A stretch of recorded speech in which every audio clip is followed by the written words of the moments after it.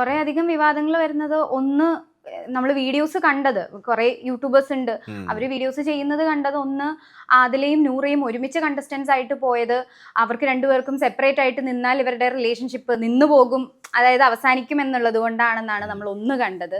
രണ്ട്, ഈ പറഞ്ഞ പോലെ തന്നെ നൂറയ്ക്ക് ഫാമിലിയോട് ഭയങ്കരമായിട്ടുള്ള ഒരു അറ്റാച്ച്മെന്റ് ഇപ്പോഴും ഉണ്ട്. പക്ഷെ ആദിലേനെ പേടിച്ചിട്ടാണ് നൂറ ആദിലയായിട്ടുള്ള റിലേഷൻഷിപ്പിൽ നിൽക്കുന്നത്. ഇങ്ങനെയുള്ള പല തരത്തിലുള്ള വിവാദങ്ങൾ പുറത്തു വന്നിട്ടുണ്ട്. ഞാൻ മനസ്സിലാക്കുന്നിടത്തോളം പറ്റും, നൂറയായാലും അതിലാണെങ്കിൽ അവരുടെ സഹോദരങ്ങളോടൊക്കെ അവർ വലിയ സ്നേഹത്തിൽ തന്നെയാണ്. അവർ ഇടയ്ക്ക് വിളിക്കുകയും പറയുകയൊക്കെ ചെയ്യാറുണ്ട്. അവരുടെ സിസ്റ്ററും ഒക്കെ വിളിക്കുന്നതൊക്കെ എനിക്കറിയാം. പക്ഷെ പാരൻസും അവരുടെ മറ്റ് ചില ബന്ധുക്കളൊക്കെയാണ് ഇതിലെ വിഷയം. അതവിടെ ഇപ്പോഴും ഉണ്ടല്ലോ.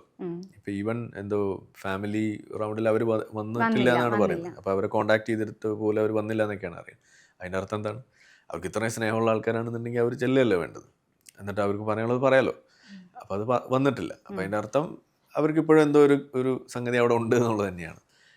അപ്പോൾ അതൊരു കാര്യമാണ്. പിന്നെ ഈ പറഞ്ഞ പോലെ മറ്റുള്ള കാര്യങ്ങൾ അതൊക്കെ ആളുകൾ കുക്കപ്പ് ചെയ്തുണ്ടാക്കുന്ന സംഗതികളാണ്. അത് അവരുടെ ചില ഇമാജിനേഷൻ, ഈ ഗൂഢാലോചന സിദ്ധാന്തങ്ങൾ ഉണ്ടാക്കാൻ അല്ലെങ്കിൽ നമുക്ക് എളുപ്പമാണ്, അതിൻ്റെ പേരിൽ വരുന്നതാണ്. നമ്മളത് കാര്യമായിട്ട് എടുക്കണമെന്ന് എനിക്ക് തോന്നുന്നില്ല.